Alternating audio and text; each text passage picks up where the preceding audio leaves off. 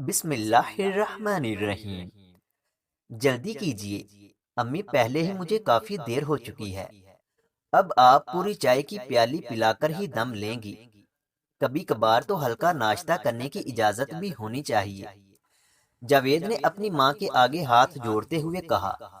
امی ہنس پڑی اور بولی، بیٹا کیا دفتر میں اپنے افسروں کے سامنے بھی اس طرح بولتے ہو؟ وہاں تو سر اور جی نہیں سر کے سوا تمہارے منہ سے کچھ نہیں نکلتا ہوگا۔ امی وہ دفتر ہے، یہ گھر ہے، وہاں آفیسر ہیں اور آپ میری پیاری سی امی جان ہیں، کافی فرق ہے۔ یہ کہہ کر جاوید نے اپنا لنچ باکس لیا اور سلام کر کے گھر سے باہر نکل آیا۔ آج جمعرات کا دن تھا، سڑک پر کافی گہما گہمی تھی۔ جاوید جیسے ہی بس سٹاپ پر پہنچا تو سواریوں سے بھری ہوئی ایک بس اسی وقت پہنچ گئی۔ کافی دھکم پیل کے بعد جاوید بس میں سوار ہو گیا۔ سیٹ نہ ملنے کی وجہ سے وہ بس کا ڈنڈا پکڑ کر کھڑا ہو گیا۔ چند لمحوں بعد کنڈکٹر نے ٹکٹ کے پیسے مانگے تو جاوید نے پرس نکالا اور پیسے دے کر ٹکٹ لے لیا۔ پھر بس جاوید کے اسٹاپ پر رکی تو جاوید لوگوں کو آگے پیچھے کرتا ہوا نیچے اتر گیا۔ نیچے اترتے ہی اس نے جیب میں ہاتھ ڈالا تو اس کے چہرے کا رنگ اڑ گیا۔ کوئی ظالم بڑی صفائی سے اس کی جیب صاف کر چکا تھا۔ اب اس کو یاد آیا کہ جب اس نے ٹکٹ لینے کے لیے پرس نکالا تھا تو اس کے قریب ہی کھڑے ایک نوجوان کی نظریں اس کے پرس پر تھی۔ یقیناً وہ ایک جیب کترا تھا، مگر اب کچھ نہیں ہو سکتا تھا۔ جاوید فٹ پاتھ پر کھڑا اپنے نقصان کا اندازہ کرنے لگا۔ تقریباً 600 روپے، شناختی کارڈ اور وہ ظالم پرس کے ساتھ چیک بھی لے گیا۔ چیک کا خیال آتے ہی اس کی نگاہوں کے سامنے رانی کی معصوم صورت ابھر آئی اور اس کی پریشانی بڑھ گئی۔ جاوید ایک درد مند نوجوان تھا۔ اس نے محلے کے چند اپنے جیسے نوجوانوں کے ساتھ مل کر ایک فلاحی تنظیم کی بنیاد ڈالی تھی جس کا مقصد غریب لوگوں کی مدد کرنا تھا۔ ان نوجوانوں کی محنت کی وجہ سے کئی غریب خاندان اپنے پیروں پر کھڑے ہو چکے تھے۔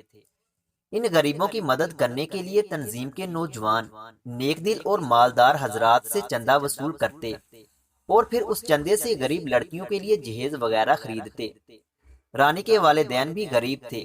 جب رانی کا رشتہ طے ہوا تو ان نوجوانوں کو پتہ چل گیا۔ انہوں نے فوراً ہی اس غریب بہن کے لیے چندہ جمع کرنا شروع کر دیا۔ اس دن جاوید نے اسی سلسلے میں ایک سیٹھ صاحب سے چندہ لیا تھا، مگر سیٹھ صاحب نے نقد رقم کی بجائے چیک دیا تھا۔ یہ چیک 10,000 روپے کا تھا۔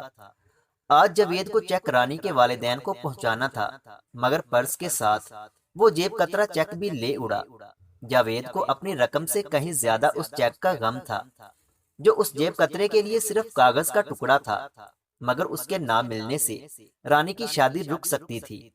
اسی پریشانی میں 10 روز گزر گئے۔ اس دوران جاوید نے اخبار میں اشتہار بھی دیا کہ شاید چیک مل جائے، مگر کچھ نہ ہوا۔ رانی کی شادی میں 5 دن رہ گئے تھے۔ لڑکے والوں کا فرنیچر کا مطالبہ جوں کا توں رہا۔ رانی کے والدین کے ساتھ جاوید کی پریشانی میں بھی اضافہ ہوتا گیا۔ ایک روز جاوید اپنے دفتر میں بیٹھا اسی سوچ میں گم تھا کہ چپراسی نے ایک خط اسے لا کر دیا۔ خط پر جاوید کا نام لکھا تھا۔ جاوید نے لفافہ کھولا تو اچھل پڑا۔ اس میں سے وہی چیک نکلا جس کے لیے جاوید پریشان تھا۔ لفافے میں چیک کے علاوہ ایک چھوٹا پرچہ بھی پڑا تھا۔ جاوید نے دھڑکتے دل کے ساتھ پرچہ کھولا اور پڑھنے لگا۔ لکھا تھا، محترم جاوید انور صاحب، السلام علیکم۔ میں آپ کا مجرم آپ سے مخاطب ہوں۔ آپ کا پرس میں نے ہی لیا تھا۔ مانا کہ مجھ سے غلطی ہو گئی، مگر میں بہت مجبور تھا۔ مجھے پیسوں کی سخت ضرورت تھی۔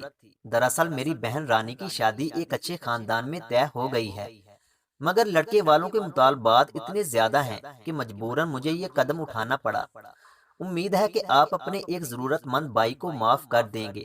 اور ہاں، آپ کے پرس میں کافی بڑی رقم کا ایک چیک بھی تھا جو میرے کسی کام کا نہ تھا، کیونکہ وہ کراس چیک تھا اور صرف اسی شخص کے اکاؤنٹ میں جمع ہو سکتا تھا جس کا اس پر نام لکھا ہو، لہٰذا وہ چیک آپ کو واپس بھجوا رہا ہوں۔